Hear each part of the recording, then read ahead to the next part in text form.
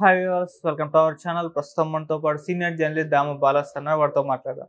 నమస్కారం సార్. నమస్తే. Sir, Naga Chaitanya and శోభిత నిన్న ఎంగేజ్మెంట్ చేసుకున్నారు కదా, అయితే వీళ్ళ జాతకాలు ఏ విధంగా ఉన్నాయని చెప్పేసి వేణుస్వామి గారు వాళ్ళు అనౌన్స్ చేయబోతున్నారని ఆయన వాట్సాప్ స్టేటస్ పెట్టుకున్నట్టుగా వార్తలు అయితే వినిపిస్తున్నాయి సార్. అంటే గతంలో ఈయన నాగ చైతన్య సమంత ఇద్దరు కూడా విడిపోతారని చెప్పేసి చెప్పడంతో అప్పుడు సంచలనం అయిపోయింది.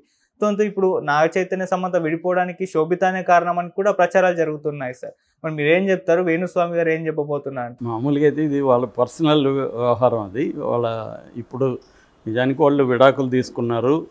సమంత నాగ చైతన్య సపరేట్ అయిపోయాడు. తర్వాత నాగ చైతన్య తనకి నచ్చిన అమ్మాయితో పెళ్లి చేసుకోబోతున్నాడు. నిన్న నిశ్చితార్థం అయింది. నిజానికి ఈ టాపిక్ అంతకంటే ఇది లేదు. కాకపోతే ఏమవుతుందంటే ఇప్పుడు మన సోషల్ మీడియాకి ఏదో ఒక సెన్సేషన్ నిరంతరం అవసరం, లేకపోతే ఇది సర్వైవ్ కాదు. అందువల్ల ఇప్పుడు ప్రజెంట్ ఏ సెన్సేషన్ లేదు కాబట్టి దీన్ని లాగుతున్నారు. దీంట్లో రకరకాల కోణాలను వెతుకుతున్నారు. నిజానికి ఈ కోణాలు ఏవి నిజం కావు.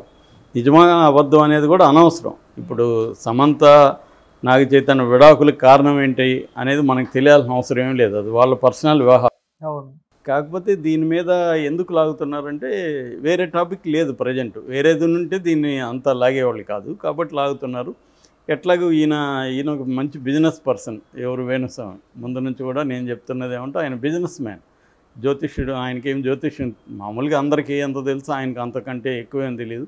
నేను చాలామంది జ్యోతిష్యులతో మాట్లాడితే వాడికి ఏం తెలియదు సార్ అని వీళ్ళు చెప్తుంటారు. సో కానీ అది తెలిసినా తెలియకపోయినా అతను ఏంటంటే ఒక సెలబ్రిటీ స్టేటస్కి వచ్చేసాడు. దీనివల్ల అతనికి బిజినెస్లు ఉన్నాయి. మన రియల్ ఎస్టేట్ కావచ్చు, పబ్ కావచ్చు, అవి గ్రోత్ దీనికి ఉపయోగపడుతుంది. ఇప్పుడు ఏంటంటే మనకి సర్కిల్ అనేది ఇన్వెస్ట్మెంట్. నీకు ఎంత పెద్ద సర్కిల్ ఉంటే నీకు అంత పెద్ద ఇన్వెస్ట్మెంట్ ఉన్నట్టుగా లెక్క అనమాట.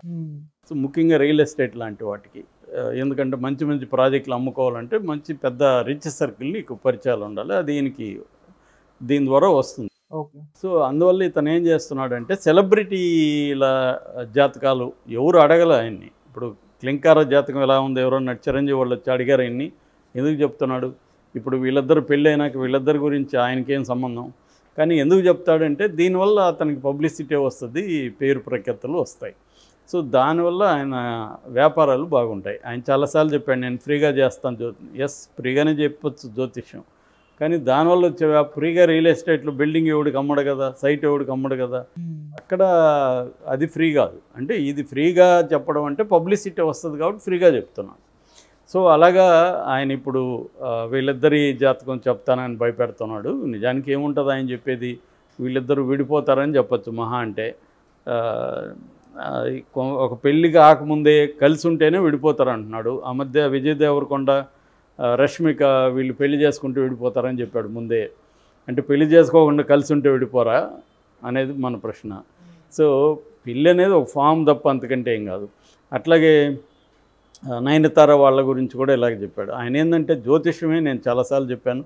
ఒక 10 చెప్తారు వాళ్ళు, 10లో ఒక 2 కరెక్ట్ అయినాయనుకో ఆ 2 మీదనే ఫోకస్ చేస్తారు, 8ని పక్కన పెట్టేస్తారు. జనం కూడా 8ని మర్చిపోతారు. ఇదే జ్యోతిష్యం మీద. జ్యోతిష్యం అంటే ప్రెడిక్ట్ చేయడమే. ప్రెడిక్ట్ చేయడం అనేది కామన్ సెన్స్ ఎవడికున్నా వాడు ప్రెడిక్ట్ చేయగలుగుతాడు. సమాజంలో కొంత అండర్స్టాండింగ్, కామన్ సెన్స్ ఉంటే ప్రెడిక్ట్ చేయొచ్చు. ఇప్పుడు వీళ్ళిద్దరూ విడిపోతారని నేను నాకు పోయేదేముంది, నేను విడిపోతారు నా వీళ్ళ జాతకం ప్రకారం విడిపోతారని చెప్తాను అనుకో. కొద్దిగా గెటప్ అంతా మార్చి నమ్మేవాడు నమ్ముతాడు. ఒకవేళ పొరపాటున వాళ్ళు విడిపోయారు అనుకో, నేను చెప్పాను కదా అని ప్రచారం అలా 10 మందికి నేను చెప్పాను అనుకో, 10 జంటలు ఖచ్చితంగా ఇద్దరు విడిపోతారు 10లో. ఎందుకంటే ఇవాళ డైవర్స్ రేట్ అనేది ఇండియాలో అర్బన్ సెంటర్స్లో 30% వరకు ఉంది. ఓవరాల్గా 1% కూడా డైవర్స్ రేట్ లేదు ఇండియాలో. చాలామంది అనుకుంటారు డైవర్స్ విపరీతంగా పెరుగుతుందని, కానీ డేటా చూస్తే 1%లోనే ఉంది. అంటే ఇతర దేశాలతో పోలిస్తే మన దేశంలో డైవర్స్ రేట్ అనేది తక్కువే ఉంది.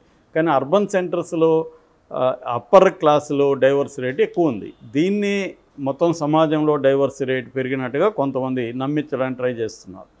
సో ఆ రకంగా తీసుకున్నప్పుడు డైవర్స్ రేట్ ఎక్కువ ఉంటుంది కాబట్టి 10 మంది సెలబ్రిటీ కపుల్లో మనం 10 మంది విడిపోతారని చెప్పేసామనుకో, అందులో 2 విడిపోతారు, 3 విడిపోతారు. సో అప్పుడు నేను చెప్పాను చూడనొచ్చు. అలాగే ఇతను ఇప్పుడు జగన్ విషయంలో ఎందుకు ఫెయిల్ అయ్యాడు? ఇతను జగన్ గెలుస్తాడని చెప్పాడు కదా, మళ్ళీ ఇట్లాంటివి ఇంక పట్టించుకోరనమాట. ఇంక నేను వాళ్ళ విషయాలు చెప్పనని కూడా అన్నాడు. ఇప్పుడు ఇంకేదో పెద్ద దెబ్బ తగిలితే కానీ ఇతను మానడు. నిజానికి ఎవరికైనా కోపం వస్తుంది కదా, పెళ్ళిలో అయినా 1 డే లోపల వాళ్ళు విడిపోతారని చెప్తే ఎలా ఉంటుంది కోపం? అంటే సైకలాజికల్గా దాని ఎఫెక్ట్ పడుతుంది కదా వాళ్ళ మీద. సో వేణుస్వామి ముందే చెప్పాడు, రేపు పొద్దున వాళ్ళ గొడవలు వచ్చాయనుకో వేణుస్వామి చెప్పాడు కదా మనం విడిపోయేది మంచిదని అనుకో. అవును. సో ఇది రాంగ్ యాక్చువల్గా, ఆయన చేసే పని కరెక్ట్ కాదు. ఇక రెండవ అంశం, శోభిత వల్లనే సమంత నాగ చైతన్య మధ్య గొడవలు వచ్చాయనేది ఒక వెర్షన్. ఇక్కడ ఏంటంటే వాళ్ళిద్దరూ కారణం చెప్పకపోవడం వల్ల ఎందుకు విడిపోయామనేది కారణం వాళ్ళు చెప్పదలుచుకోలేదు. మ్యూచువల్ అండర్స్టాండింగ్తో విడిపోయారు వాళ్ళు. సో జనరల్గానే భార్యాభర్తల గొడవలకి ఇద్దరు కారణం అయి ఉంటారు. వన్ వే అనేది తక్కువ ఉంటుంది, ఇద్దరు ఎంతో కొంత కారణం ఉంటుంది. కంపాటబిలిటీ ఇష్యూస్ కావచ్చు, ఇవాళ మల్టీ రిలేషన్స్ అనేవి కూడా కామన్. ఒక అబ్బాయి అమ్మాయితోనే ఉండడం అనేది చాలా అరుదు, అమ్మాయి అబ్బాయితో ఉండడం అనేది వెరీ రేర్. అమ్మాయికి చాలామందితో క్లోజ్ రిలేషన్షిప్స్ ఉంటాయి, అందులో ఒకరితో అఫైర్స్ ఉండొచ్చు, ఇవన్నీ కామన్ ఇవాళ. సో ఈ కామన్ దీంట్లో ఇద్దరు వైపు నుంచి కూడా ప్రాబ్లమ్స్ ఉండొచ్చు. ఆ అమ్మాయి చాలామంది క్లోజ్గా ఉందని చెప్పేవాళ్ళు, రెండోది అమ్మాయి కొంత ఎక్స్ట్రా బోల్డ్గా యాక్ట్ చేయొద్దని వీళ్ళు చెప్పారని, కానీ ఆ అమ్మాయి మాట వినలేదని ఒక వెర్షను. అట్లాగే నాగ చైతన్యకి అఫైర్లు ఉన్నాయి, దానివల్లనే ఈ అమ్మాయి విడిపోయిందని ఇంకొక వెర్షను. ఇలాగ రకరకాలు ఉన్నాయి. ఈ కారణాలు ఏవి కరెక్ట్ అని మనకు తెలియదు. ఇప్పుడు శోభిత కాంటెక్స్లో అందరూ వెతికే కోణం ఏంటంటే అసలు శోభిత పరిచయం అవ్వడం వల్లనే సమంత విడిపోయింది అనే వెర్షన్ని ఇప్పుడు తీసుకొస్తున్నారు. దీనికి సపోర్ట్ చేయడానికి సమంత ట్వీట్ ఒకటి, గతంలో చేసిన ట్వీట్ని ఇప్పుడు చేసినట్టు పెడుతుంది. నిజానికి ఇప్పుడు ఈ నిశ్చితార్థం మీద సమంత ట్వీట్ ఏం చేయలేదు, కానీ ట్వీట్ చేసినట్టు చెప్పేస్తున్నారు. అదేంటంటే నేను నాగ చైతన్య ఉన్నంత కాలం నేను ఏ తప్పు చేయలేదని సమంత ఒక ట్వీట్ చేసినట్టుగా, ఆ ట్వీట్ బట్టి సమంత తప్పు చేయలేదంటే నాగ చైతన్య తప్పు చేసినట్టే కదా, ఆమె అనిందట్టే కదా అని. తప్పే చేయాలని అవసరం లేదు. కంపాటబిలిటీ ఇష్యూస్లో కూడా ఇప్పుడు వాళ్ళకు అనుగుణంగా నువ్వు లేకపోతే వాళ్ళకి మాకు అనుగుణంగా లేవు కాబట్టి మాకు ఇబ్బంది అవుతుంది నీతో, అందుకని కలిసి ఉండలేనని చెప్పచ్చు. దానికి ఏమి కూడా ఓకే చేయొచ్చు. నేను మీకు అనుగుణంగా ఉండలేను, నాకు నచ్చినట్టుగా నేను ఉంటాను అని ఆమె వెళ్ళిపోవచ్చు. ఇందులో ఎవరు తప్పు అంటే ఎవరిది తప్పు కాదు, కంపాటబిలిటీ ఇష్యూ. సో అలా కూడా అయిండొచ్చు. కానీ ఇప్పుడు ఏమంటే శోభిత ఎప్పుడు పరిచయం అయింది అనేది ఆరాధిస్తున్నారు. గూఢాచారి సినిమా సుప్రియ అంటే మన నాగార్జున మేనకోళ్ళు, సో ఆమె ద్వారా చైతన్యకి 2018లోనే పరిచయం, 17లో సినిమా అది స్టార్ట్ అయింది, 18లో రిలీజ్ అయింది. సో కాబట్టి వీళ్ళకి సమంత వాళ్ళకి పెళ్ళి అయిందేమో 17 అక్టోబర్. సో 18లో వీళ్ళిద్దరి మధ్య అఫైర్ స్టార్ట్ అయింది. అది చూసి సమంతకి బాధ అయ్యింది, సమంత గొడవ పడింది. అందువల్ల శోభిత వల్లనే సమంత నాగ చైతన్య విడిపోయారు అన్న ఒక వెర్షన్ని తీసుకొస్తున్నారు. అయితే గత కొంతకాలంగా మాత్రం సమంత వెళ్ళిపోయినాక 2021లో వెళ్ళిపోయినాక నాగ చైతన్య ఈ అమ్మాయితో డేటింగ్ చేస్తున్నాడనే వార్తలు అయితే చాలా వచ్చాయి. వీళ్ళిద్దరు గత 1.5 year బ్యాకే ఫోటోలు కూడా ఇండిపెండెంట్గా ఒకే లొకేషన్లో ఇద్దరు ఉన్నట్టుగా రిలీజ్ చేయడం, తర్వాత ఒక హోటల్లో అక్కడ మేనేజర్తో ఇద్దరు కలిసి ఫోటోలు దిగడం, ఇలాంటివి బయటకు వచ్చాయి. సో దాని ద్వారా వీళ్ళిద్దరూ డేటింగ్ చేస్తున్నారని ఎప్పటి నుంచో అనుకున్నారు. ఇది సమంత ఉన్నప్పుడే తనకి ఈ అమ్మాయితో అఫైర్ అయిందా, దానివల్లనే విడిపోయారనేది వాళ్ళిద్దరు చెప్తే తప్ప మనకు తెలీదు. వాళ్ళిద్దరూ వాళ్ళ ముగ్గురు వాళ్ళ ఫ్యామిలీనా చెప్పాలి, వాళ్ళు చెప్పదలుచుకోలేదు. సో నిజానికి వాళ్ళకి ప్రైవసీ అనేది అవసరం, వాళ్ళ జీవితాలని వాళ్ళకి నచ్చిన పద్ధతిలో జీవించే ప్రైవసీ వాళ్ళకి అవసరం. దాన్ని మనం వేలుపెట్టి వాళ్ళని జడ్జి చేసి, ఎవరికి ఇక్కడ జడ్జి చేసే వ్యవహారం ఎవరికి లేదు. అందరి జీవితాల్లో మనం అందరం కూడా పర్ఫెక్ట్ హ్యూమన్ బీయింగ్స్ ఎవరు ఉండరు. ఎవరి సమస్యలు వాళ్ళకు ఉంటాయి, ఎవరి స్ట్రగుల్స్ వాళ్ళకు ఉంటాయి. మనం వెళ్ళి ఇక్కడ కూర్చొని మన కెమెరా ఉంది మనం ఏం మాట్లాడినా వెళ్తుందని జడ్జి చేయడం కరెక్ట్ కాదు. అది వాళ్ళ సమస్యలు. ఈయన వేణుస్వామి కూడా ఎవరో ఒకరు గట్టిగా తగిలే వరకు ఈయన సెలబ్రిటీ కపుల్ గురించి ఈయన ఎవడు చేయమన్నాడు, వాళ్ళు అడిగారా? లేదు కదా.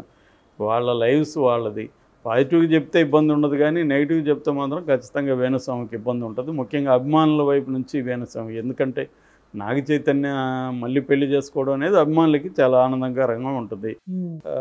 సో దాన్ని ఇప్పుడు వాళ్ళిద్దరు విడిపోతారని కానీ ఈయన చెప్పారంటే మాత్రం ఈయనకి మ్యూజిక్ చూపిస్తారు. మరి ఏం జరుగుతుందో చూడాలి. పబ్లిసిటీ కోసం చెప్తాడా